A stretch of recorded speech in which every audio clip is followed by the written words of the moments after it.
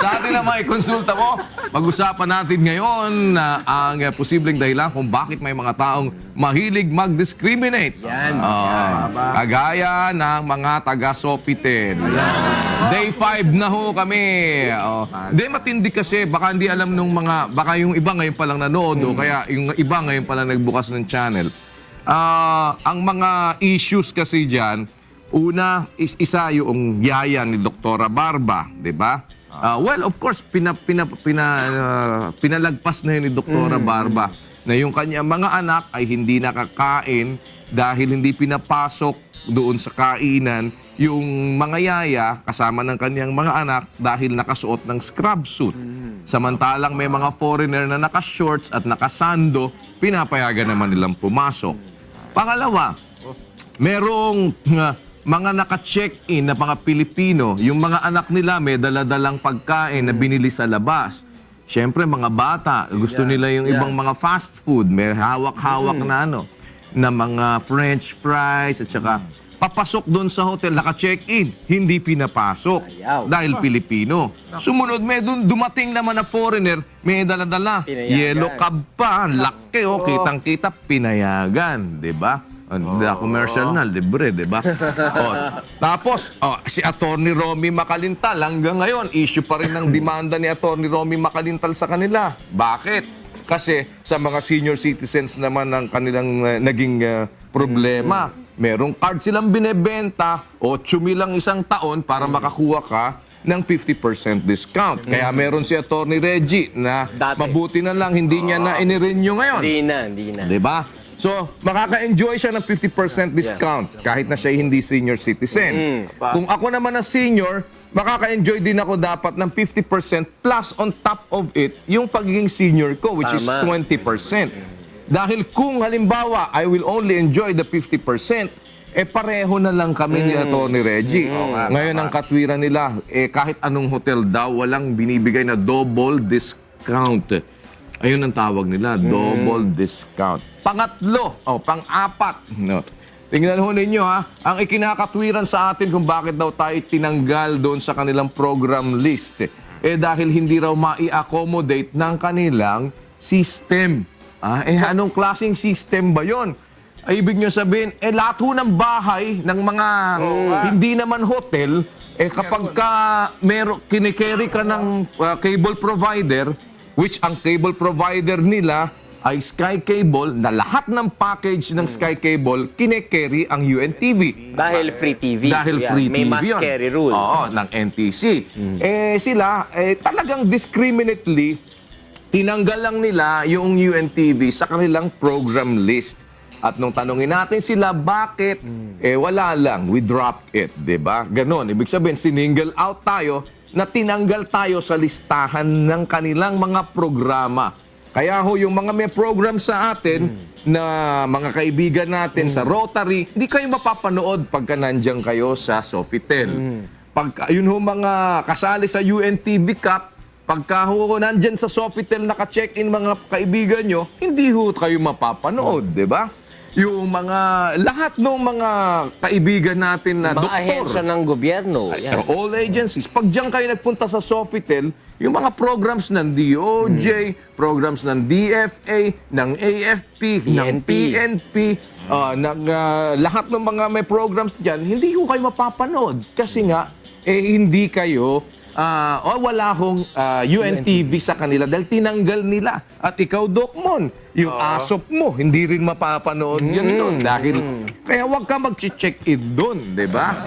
Ngayon, kung karapatan nila na dahil sininggle out nila tayo at i-discriminate nila tayo, yun lang ang pinakamagandang paliwanag doon diskriminasyon. Wala namang iba dahil bakit hindi mo mailagay? Kasi ayaw mo. Tinanggal Hinihingan mo ba tayo, kami. kuya, ng ng survey kung yung audience share natin? Meron pang may issue pa sila ng gano'n na mas maganda raw kung magpadala tayo ng demographics, di ba?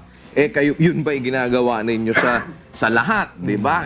Ginagawa. Hindi, talagang maliwanag lang na talagang diniscriminate ninyo ang UNTV. Inalis nyo talaga intentionally dahil nung event tayo dyan, nilagay nyo for a while, for 2 weeks, di ba? Tapos, after noon, tinanggal nyo na ulit. Kaya pinagsisisihan ko nga na nakapag-event pa ako dyan eh. Dahil katwiran yata nila, wala naman taga-UNTV gumagamit ng Sofitel. Diba? Kagagamit nga lang namin, November 28, sarado pa yung 3 ballroom ninyo dyan. So, salamat ho doon sa mga nakisimpatya na nag-withdraw ng kanilang mga events dyan sa Sofitel. At salamat din sa mga tumatawag pampatuloy na mga kaibigan natin na nakakaintindi na hindi dapat siguro maging discriminatory ang isang hotel na kagaya nyo. That's a bad business practice. Na lalo na nasa Pilipinas kayo, ang sariling mga kababayan natin Pilipino ang idinidiscriminate nitong mga nandyan sa Sofitel. May mga nagtatrabaho din dyan ng mga Pilipino. Imagine, tapos kapwa mo Pilipino, idinidiscriminate, inatotolerate, nasisikmura mo. Hindi ko naman kayo masisisi kasi dyan kayo nagtatrabaho. Pero tayo hong mga Pilipino, papayagan nyo ba naman na ganyan na lang ang gagawin sa atin palagi at sobra ka namang mamaliitin. Hindi lamang ho sa party namin Hindi lang sa bahagi namin where we were discriminated, inalis kami sa program list nila. Hindi lang ganon. Yung mga nangyayaring pag-discriminate sa yaya, pag-discriminate sa Pilipino, Citizen. sa senior citizen, meron kayo talagang spirito ng pagdi-discriminate, 'di ba? So, kami naman, it's also our right na sabihin namin sa inyo ngayon, no to Sofitel, day 5 na ho kami. At yesterday medyo mahina ang naging dating kasi number 2 lang Kahapon number 2 lang dahil may bagyo Yan. So ngayon medyo okay na ang sistema. Yung mga iba kasi nawalan din ng kuryente, nawalan ng baterya. Internet, wala. Ay tuloy, nag-number 2 lang. Talagang naapektuhan ng bagyo yun. Nag-number 2 lang Kaya ngayong araw na to, medyo nabalik na ho ang kuryente. Number 1 na natin ulit sa trending yan. Diba? Para mas malakas-lakas. No to Sofitel Day 5. Boycott Sofitel Day 5. Ayan. Kaya, kasi karapatan nyo yan na huwag kaming isali, i-discriminate nyo kami. Kaya tatanggalin na din namin kayo sa listahan namin, sa bukabularyo namin. Never na ako mauulit dyan sa Sofitel. Kuya, dagdag ko lang. Amen. Actually, hindi totoo na walang gumagamit na taga-UNTV sa Sofitel. Yung cardiologist natin, kuya, yung doktor nating cardio, pala Sofitel dati yun. Nung nabalitaan yan, wala na. Hindi salamat na talaga po, kami pupunta dyan. Pati yung mga doctors na sumuporta. Doc Joseph, thank you talagang for tumatawag si Doc. Saka yung lahat ng tumayo para sumuporta. Doktora Barba, Doktora Kamitan, yung lahat ng mga kaibigan natin sa Rotary. Yung lumabas na medyo may daladala ang kanilang mga paninindigan para sabihin na okay, nakikisa kami sa inyo.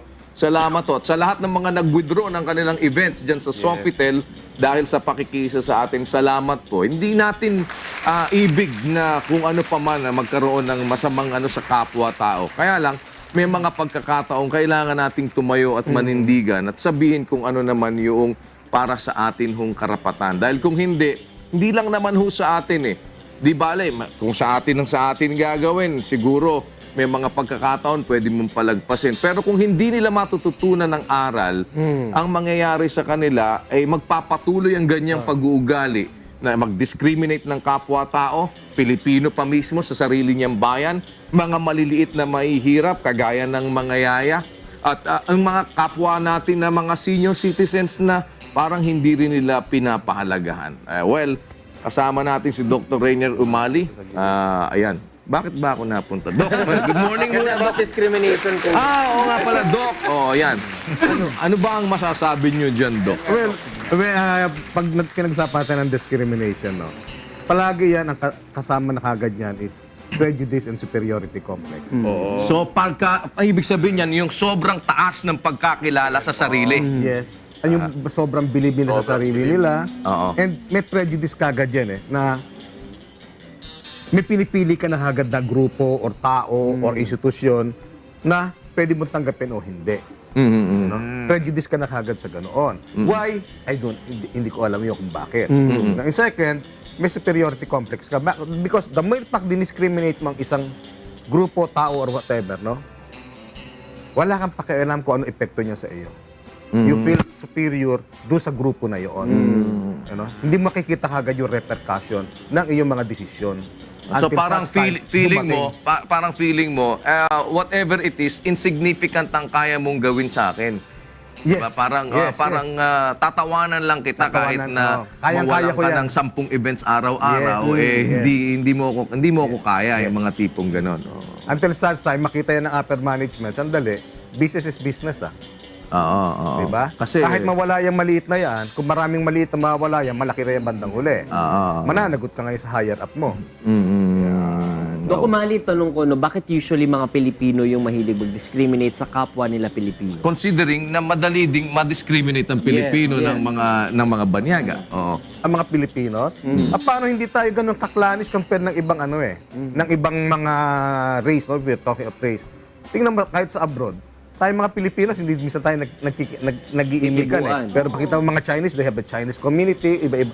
Para tayo hindi Minsan we associate more kung sino yung dominant race doon sa lugar na yun, bas doon tayo nakikiassociate. Nag-adapt tayo. Nag-a-adapt ka Tsaka agad tayo parang doon. kahit nasa ibang countries tayo, nandun pa rin yung regionalism natin. ano? Yes, oo. Na parang Ilocanos, they group with Ilocanos. Yes. Parang Oo. Kapampangans, they group with Kapampangans. Precisely. Nakaka-apekto yun mismo sa Sa atin regionalism natin, totoo yun. as a country, nation. no? As a nation. Oo. Because pag nakita mo, kuya, no?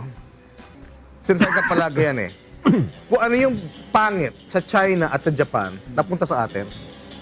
Sa China, maraming salita, pero isang lupa. Ang Japan, maraming lupa, pero isang salita. Tayo, maraming lupa, maraming salita. Oo nga, no? Dami lupa, dami salita. Oo. Kaya, napaka-regionalistic ng mga Pilipino.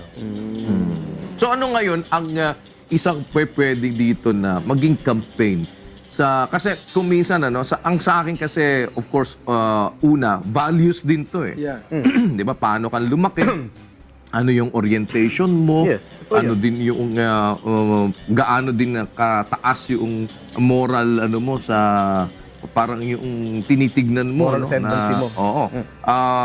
Maraming mga factors kung bakit parang ang tao iniisip niya lagi na mas bida siya kaysa sa iba, 'di ba? Yeah. Parang Pag nag-discriminate ka, paano, it speaks a lot about your personality. Kagad. Number one, let's say, kaso ng hospital, no? Pag discriminate mo ng ganyan, number one, lalabas ka agad, unprofessional ka na. You know? Very unprofessional yan. Number two, may pagka-superiority ka. Number three, uneducated. Ito yung mga taong sinasabi kong nakapag-aral, walang pinag-aralan. Maraming ganyan no? Na, kung with your, no offense meant, sa mga parang politicians, marami nakapag-aral, pero bakit ba nakakasuhan ng pagnanakaw? Gawain ba ng taong nakapag-aral yung pagnanakaw? Hindi. Pero nakapag-aral yan. So, yun ang sinasabi ko. In the same manner, ganito rin. ay yung kanila naman daw ginagawa kasi educated stealing.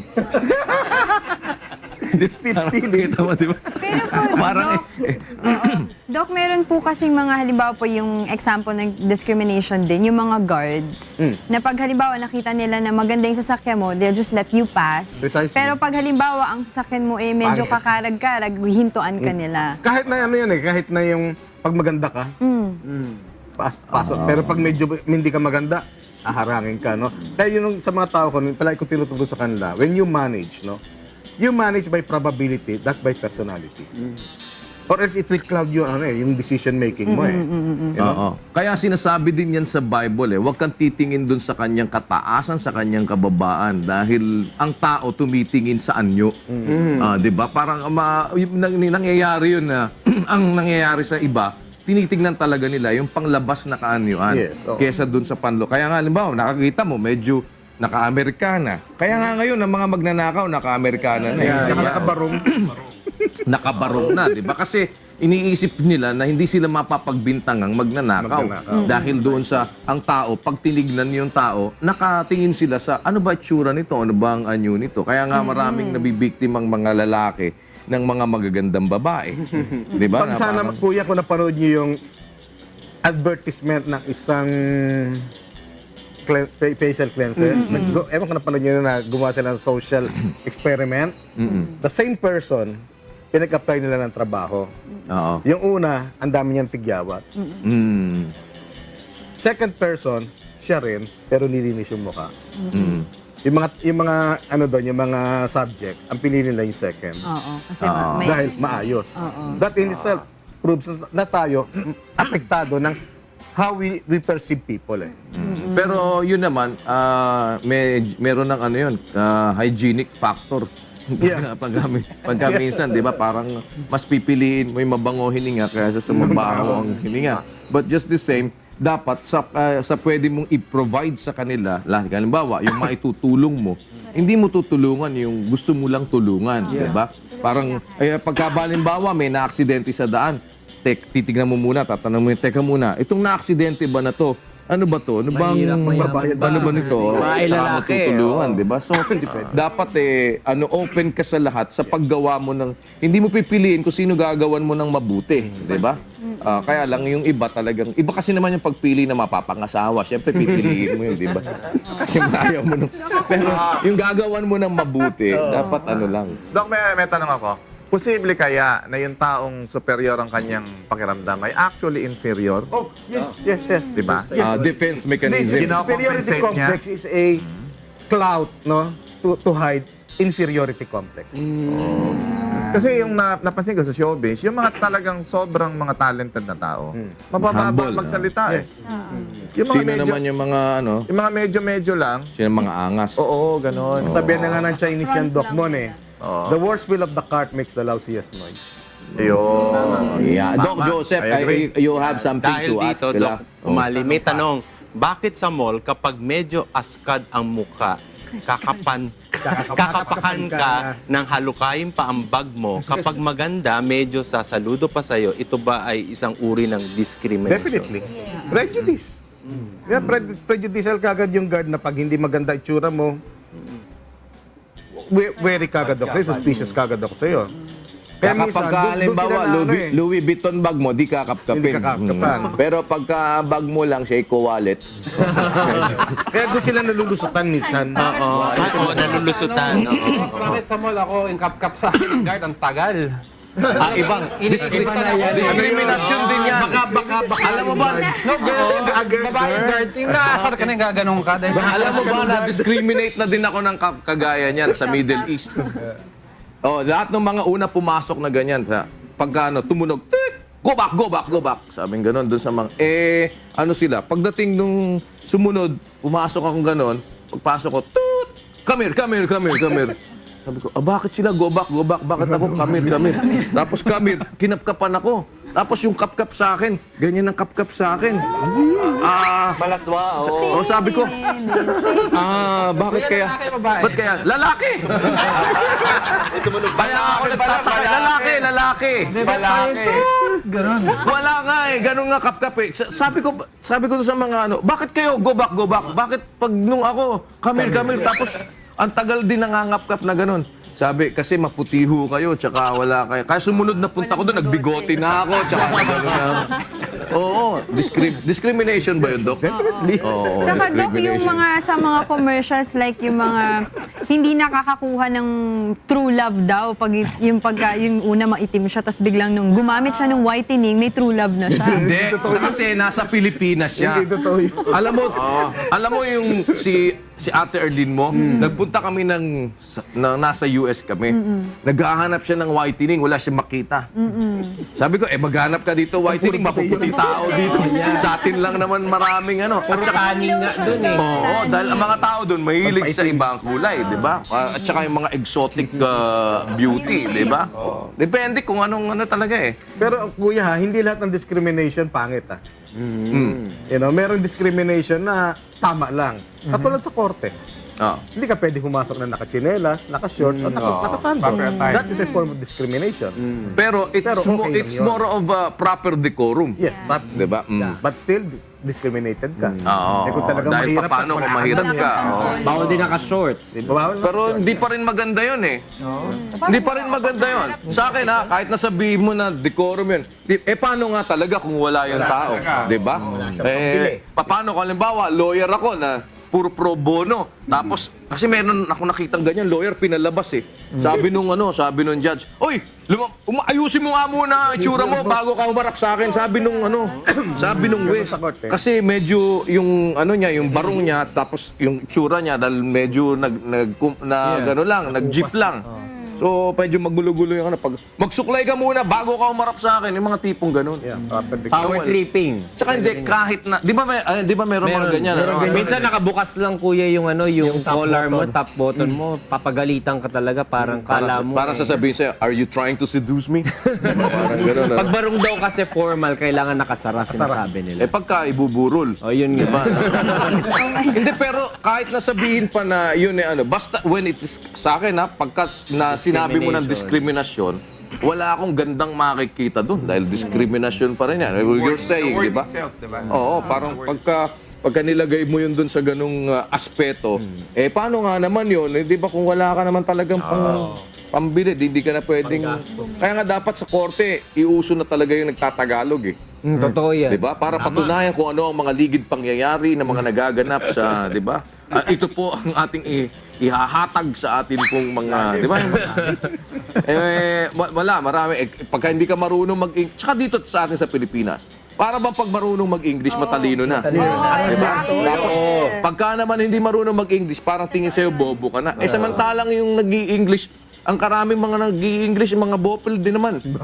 Di ba? Pero maraming mga talagang mahuhusay na magpahayag ng kanilang saloobin at damdamin. Tsaka kuya, pag halimbawa nagkamali ka ng grammar mo sa Filipino language, they laugh at you lang, ha ha ha, ganyan. Pero pag English yun lang, ay yak, hindi siya marunong mag-English. Ba yan? Di ba mga ganyan? Hindi, parang pagka nagkamali ka ng grammar sa Filipino, parang praised ka pa. Kasi ang magaling mag-English. Magaling. Pagka nagkamali ka naman sa grammar mo naman sa English, ay Bobski, di ba? Di ba parang pagka sinabi mo, where did you went? Di ba parang... Where does your interview? What did you Where did? does you... What did you did? What did you did? Why did you did that? Di ba? Teka muna. Salamat, Dr. Rainier Mali. And in a very short period of time ay marami po tayong napag-usapan. At Doc, ang kanyang clinic ay sa... The Clinic of the Holy Spirit is a private psychiatric hospital. It's located at number 4 Los Angeles Street, Cubao, Quezon City. Iyan. Okay. At... Doc Bong, Ayan. Silipin natin. Are you with us? Iniisip ko kasi mga pinagkukwentuhan natin, napakarami kong mukhang si Doc Bong parang nakaka-relate. Oo, parang na-discriminate na siya. Hindi na kami gagamit dyan sa Sofitel. Actually, ilang araw na. So, sabi ko nga sa mga kasama kong doktor, huwag na tayong kukuha ng RTD dyan. Kung meron tayong mga discussions, huwag natin gawin dyan. Kasi medyo hindi talaga maganda yung ginawa nila. Tsaka ako nga, minsan papasok ako sa isang ospital. Na-discriminate din ako. Bakit? Ano yun, way back, years back, ayaw ako papasukin kasi hindi na ako pwede dalaw ngayon dito. Ganyan, hindi na pwede dalaw. Ginawa ko, balik ako ng sasakyan, nagsuot ako ng long sleeves, tsaka ako nagsuot ng necktie. Tapos, meron akong kaibigan na nurse, siniram ko yung stethoscope. Nilagay ko sa leg ko. Pasok ako.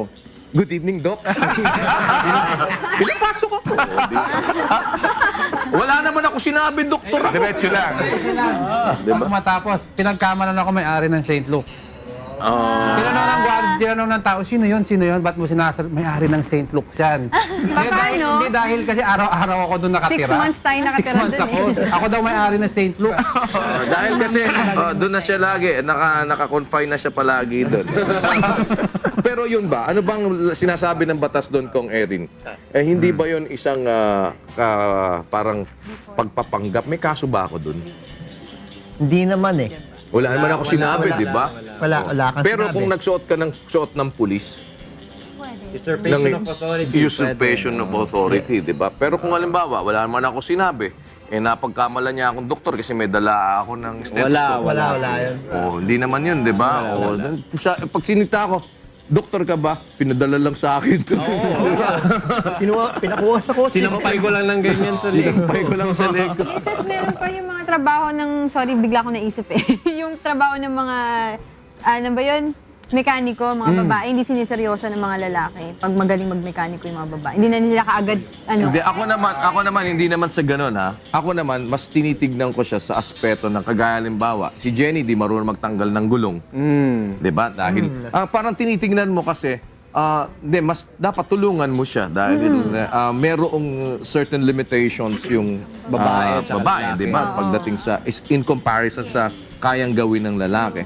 Pero para naman sabihin mong hindi magaling magmekaniko ang babae, hindi ako naniniwala. Maraming mga... Hindi yung nga po, may mga magagaling nga pong mekaniko, pero yung mga lalaking customer, hindi nila pinupuntahan or hindi nila pinakikinggan kasi, ay, babae lang yan eh. Diba? Anong alam niyan? Oo. Sa law rin, ganyan din eh. Pag mga babae or Ang batang lawyer, kahit na lalaki yung lawyer, dinidiscriminate, tatawagin ka pa, oh, iho. Oo, ganyan, di ba? Para kang ano... Basta si Kong, hindi ako ginaganon eh. Basta sa basta ang principle, ganito. No hay regla sin exception. Diba? Ano yun, kuya? In every rule, there's always an exception. Parang, kasi, merong mahuhusay talagang. Although, marami talagang nagda-drive minsan, pagka halimbawa hindi marunong mag-drive, o kaya medyo ang sasabihin ng iba, Babayan. oh, di ba? Kayo mga bad kayo eh. Bakit kayo ganun? Ba't ganun ang ano nyo? Babae. Tama yun, ha? Sino guilty? Sino guilty? minsan din ako. Di ba? Parang, Pag wala sa hulog yung posisyon ano sasabihin? pabayan. Hindi. Yun naman, ganito. Matagal mag-park. Hindi, ganito naman yon. Nagbibigay kasi naman sila, kagaya si Kong Erin, parang nagbibigay siya ng katwiran sa sarili niya para niya mapagpasensyahan. Mapagbigyan din yun. Di ba ganun? Para at least pagpasensyahan mo na kasi, di ba ganun? Para at least wag siya magalit. Relax ka lang. Relax ka lang. di ba? Parang, Meron din naman matandang lalaki. magsalita ka. Walang discrimination dito. Sabihin mo na sa Meron din naman matandang lalaki yan na hindi marunong mag-drive. Diba? so ang sinasabi niya... Sabi mo, babae yan. Kung hindi, matandang lalaki. O, diba? Ganyan eh. So, nag-discriminate din kayo. Hindi ko Parang kaya. sinasabi nyo, every time na meron naman kayo nasundan na hindi mahuhusay magmaneho, ang sinasabi nyo, ay matandang lalaki. Diba? Pero pinagsasabihan tayo ng asawa natin pag nagmamali. Bagal magbasa. Bagal ako nga. Hindi, pero yung asawa ko kaskasera eh. Kasera ka pala din eh. Si Rina rin. Hindi na pala Hindi, kasi kasera. turo ng... Hindi, nagmana ako sa dad ko eh. Tsaka ako ang turo ko dun sa misis ko, pag may bumangga sa'yo, tumakbo ka na kagad. Yan. Kasi ako ang worry ko, yung mga may bumabangga na gano'n, tapos biglang sinasadya. Sinasadya, Tapos pag bumaba babae, na either agawin yung kotse or gawa ng hindi maganda yung babae. Kasi lalo na pag mag-isa lang. Kaya nga mas maganda pag babae nagmamaneo, tinted talaga yung sasakyan para hindi nakikita. Kasi minsan pag nakita nung nasa labas, ay babae. Sinasalbahe. Yeah, Hindi maganda rin naman yung ganong ugali kung Erin na porky medyo Babae. hindi maganda magmaneho, sasabihin mo kagad babae yan. At hindi rin naman maganda ugali yung halimbawa, nakita mo mabagal magmaneho, sasabihin mo, ay matandang lalaki. Sabihin mo na lang, halimbawa, may nakita kang ganon, hindi maayos magmaneho sa kalsada. Instead na sasabihin mo, matandang lalaki, ano kaya, babae yan. Sabihin mo na, tatanga-tanga. May nambabato ng piso. Ha? May mga kilala ako nang babato ng piso eh. Binabato ng piso yung ano? Hindi, ikaw yun. Ay, bad yun. Huwag kayong pera. Hindi ako yun. Una pera yan, ha? Huwag niyong, hindi maganda yon. Tsaka baka makadisgrasya kayo. Oo, kasi pag kayo, lalo kung mabilis, di ba? Oo, di bali kung holin. Hindi. Kasi ang tendency nun, pag mabilis yung anumang klaseng object, pag mabilis, tapos kahit na ihagis mo lang na gano'n, tapos nabangga niya, Malakas na impact. pwede makamatay yun. Kaya wag niyo po gagawin. That's bad. Oh, delikado yun. Yung iba, ang dala-dala sa kotse nila, baseball bat. Oo. Pero binabawal sa Amerika yan, ha? Pagka yung medyo alanganin yung forma ng baseball bat mo sa loob ng kotse. Lalagay mo dapat yan doon sa bagay. Sa likod. Oo, sa likod. Pero pag nando doon sa may... Init mo. Oo, ano yan, medyo may pananabi. Unang papasok sa isipan ng mga pulis miyembro ng gang. Oo.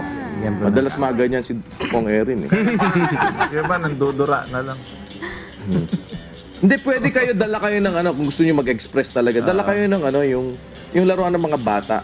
Yung squirt Ako, gun, delikado diba? rin yan. Water gun, diba? Ganun lang. Sabihin mo. Kaya lang, away din Away rin hahanapin Wag mo na, niyan. pagdasal na lang. Pasensyahan nyo na lang, sabihin nyo na lang, ay, nako, sana wag ka namang mga disgrasya. Oo, correct. Sana magbago ka na.